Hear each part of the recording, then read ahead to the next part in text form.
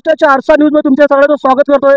बघताय आनंदाचा क्षण आहे आणि तो वारकरी आहे ते महिनाभर चालतात आणि चालल्यानंतर आज ते आपल्या आपल्या ठिकाणी आलेले आहेत आणि पंढरपूरच्या खूप जवळ रुक्माईचं दर्शन घेण्यासाठी ते आतुर आहेत। मावशी, मी पहिल्यापासून तुमच्याकडे तो काय सांगाल तुमच्या दिंडीचं आणि पालखीचं नाव काय?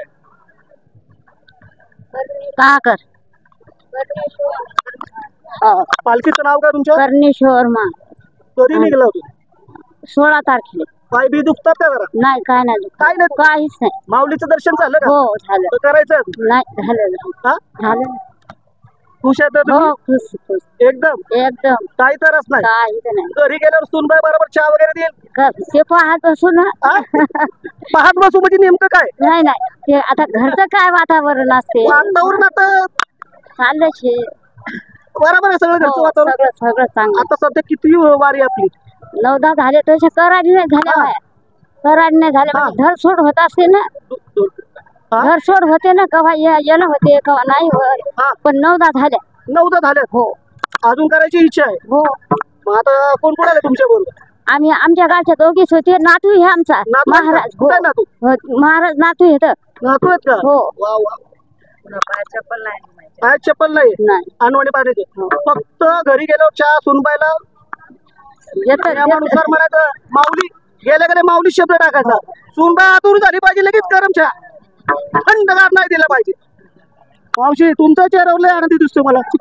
माऊली निसते हसतच राहते म्हणजे एकदम काम एकदम तमाम वाटतं। बाकी तुमचं कसं?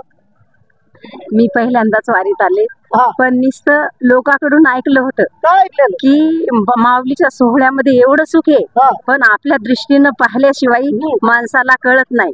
तर इथं असं आहे की जे वर्णन केलेले आहे माऊलीनं, जात्याच्या मुखी घाली ते मोत्याचे दाणे आणि तुझ्या कृपेने मला विठ्ठला काही नाही उणे, हे आज या डोळ्यानं पाहिलं आणि हे आनंद असा उत्सव की सांगू पण शकत नाही। एवढा आनंद, एवढी लहर, एखाद्या असं म्हणा प्रत्यक्षात सागरात पाणी कमी असं एवढी माऊलीची कृपा, अथांग एवढी शक्ती माऊलीची की प्रत्येक जीवावर, प्रत्येक जीवाला झोपासून नेणारी आई माय माऊली, माझी ज्ञानेश्वर माऊली प्रत्येक लेकराले की काय म्हणते की ते की ऐशी कळवळ्याची व्याती आणि करी लाभावीन प्रीती, तर माऊलीशिवाय या तत्वात कोणीच नाही।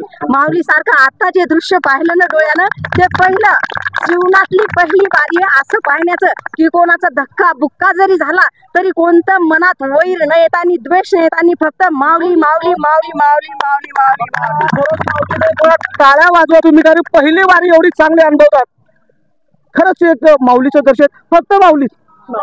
आणि जीवनामध्ये कुणी पण एक वेळा तर पंढरपूरला येऊन जावं किंवा वारी करावी।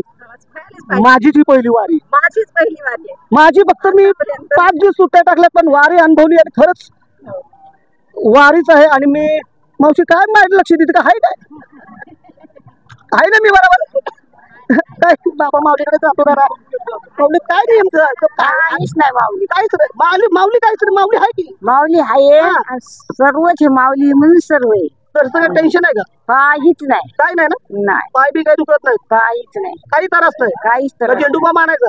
झेंडू बाम नाही पाहिजे, गोळी नाही पाहिजे, काहीच पाहिजे नाही, फक्त माऊली माऊली। ते जवळ माऊलीचं वर्णन करत होतं, तुमच्या चेहऱ्यावर लय आनंद होता, नेमकं काय? माझी 5वी वारी आहे आणि अतिशय खूप आनंद, असं मन भरून जात आहे, तल्लीन होती माणूस। काही शीन भाग येत नाही, घरचं काही आठवत नाही, कोणते शेतीबाडीचं काही चिंता करायचं काम नाही, काहीच गरज नाही। माऊली माऊली फक्त माऊली।